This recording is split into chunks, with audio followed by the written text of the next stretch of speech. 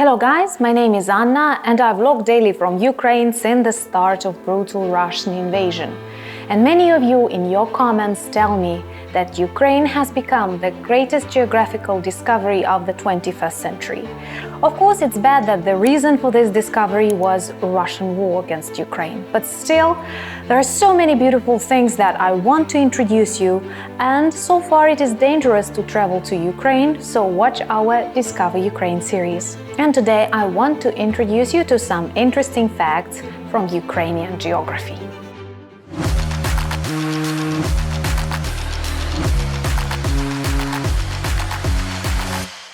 Ukraine is the largest country in Europe. Literally, its area is 603,000.7 square kilometers, which makes it the largest country in Europe. I don't count Russia because Russia is not a normal country and Russia is not Europe. I don't like such comparisons, but sometimes they are useful just to imagine the real size of Ukraine. It is twice as big as Italy. Also, another topic that people like quarreling about is where is the center of Europe? At least 5 countries claim it is located on their territory, and to some extent it is true, because everything depends on the system of measurement that you choose. But one of these official geographical centers of Europe is actually in Ukraine, in Zakarpattia region. That's why very often inside Ukraine you will hear that we are Central Europe, not Eastern Europe. Personally, I like both Central Europe, Eastern Europe. Europe is good. Mount Hoverla is the highest peak in Ukrainian Carpathians.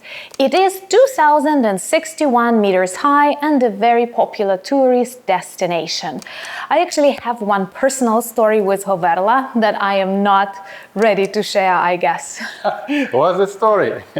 Okay, it was my first experience. I went up Hoverla and the weather was beautiful. It was August, it was warm and sunny, and then very close to the peak, in a couple of minutes, everything changed. Really strong wind and a huge thunderstorm. Literally, the lightnings were hitting close to us, and I was so angry that I stopped talking to people with me. That's the highest peak of my anger. And I was very much afraid. It was heavily raining and lightnings and thunderstorms, and people actually get killed from time to time. There was no other choice but to go down during the thunderstorm, and the next night was actually my first night in a tent.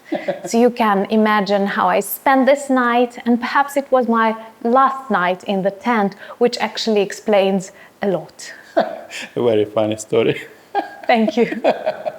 After introducing you to the highest Ukrainian mountain, I want to introduce you to Ukrainian lowlands, which height does not exceed 150 meters.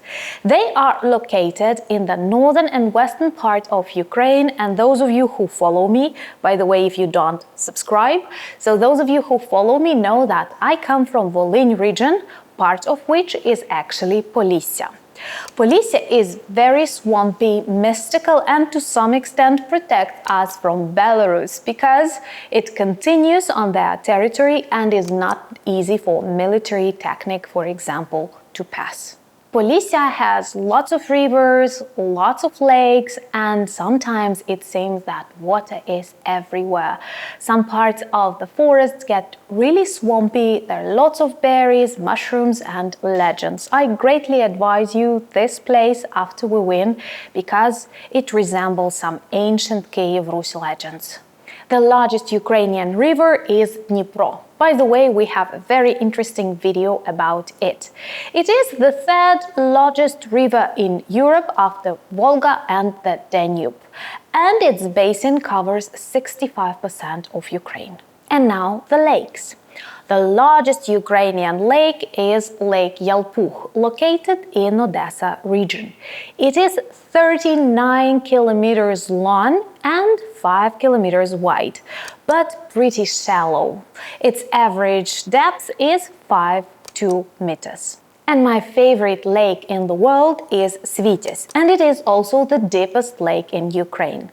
Located in my region Volyn in Shatsky Ozera district, it is 58.4 meters deep, 9 kilometers long and 8 kilometers wide, with an island inside and surrounded by aromatic pine forests. Ukraine is washed by two seas, the Black Sea and the Sea of Azov. The Black Sea is a larger one and it is a popular place of resort. Because its northern part is really shallow, approximately 80-100 meters, which is shallow for a sea, and in summer they get really warm, and that's why thousands of Ukrainians, especially before the war, were traveling to the south of Ukraine and Crimea to have fun and sunbathe and swim there. All the largest Ukrainian rivers fall in the Black Sea too, the Dniester, the Dnipro and the southern Bug. Of course, Black Sea is not the kindest and not the warmest sea in Europe, but I dream one day it will be safe to swim and travel across the sea, and you all will discover its beauty known since the ancient Greek times. The largest Ukrainian peninsula is, of course, Crimea.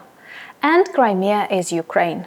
This is a best test you can ask any Russian you know. If they agree that Crimea is Ukraine, you can continue conversation.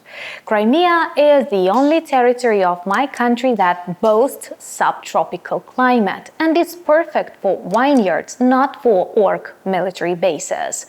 The northern part of Crimea is lowland and good for agriculture, and the southern part is covered with Crimean mountains. I believe pretty soon Crimea will return back to Ukraine and return back to normal life, turning into a resort. The largest Ukrainian island is Jarelhach. It is 40 kilometers long and belongs to Kherson region.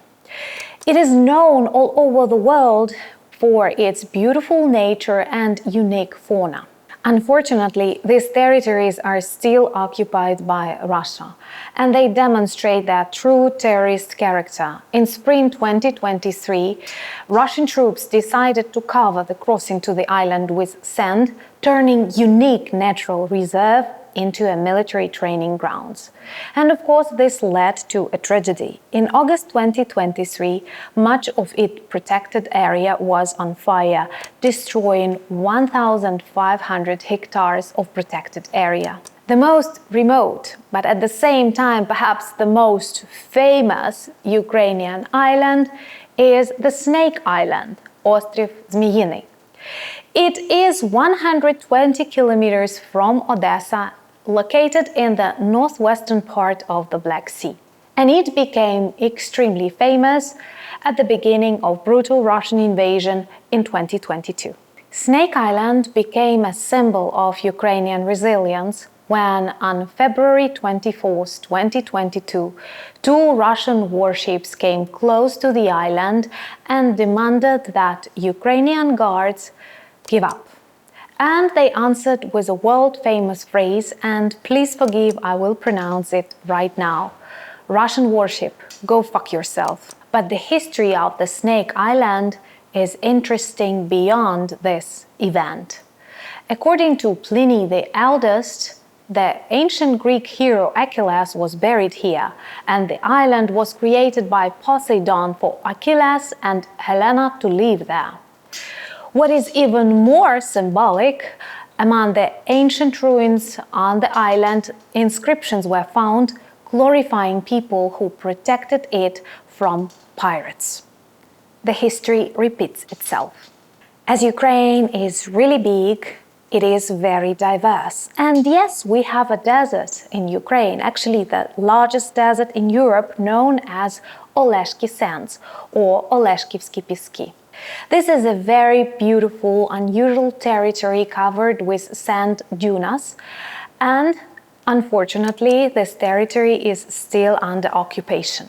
And after the start of full-scale invasion, Oleshki Sands suffered a lot from bombings, uncontrolled forest fires nearby, and flooding of the Kakhovka Dam. You know, I am a huge fan of Kiev Rus. And I will explain why. Because this is the period when most of modern Ukraine values were shaped. And I was surprised, well, not actually surprised, I was happy to discover the fact that back in the times of Kiev Rus, when Yaroslav the Wise was Kiev Prince, he edited law which prohibited shooting beavers and some rare species of birds to protect nature, and it was all fixed in his Codex of Law known as Ruська Правда. In the times when Moscow still did not exist, in my region, Volyn, which was a part of Volodymyr-Volyn Principality, an analog of natural reserve was created back in Middle Ages, early Middle Ages, and according to the standards of the principality, in some territories it was forbidden to hunt and perform forestry activities. This is a huge difference that was between Ukraine and Russia and remains between Ukraine and Russia and probably will remain forever. Our attitude to the country, to the nature and to the people. You know, I often repeat this phrase. I hope the day when it is safe to travel to Ukraine comes soon. And to make this day closer in time, we have to be united.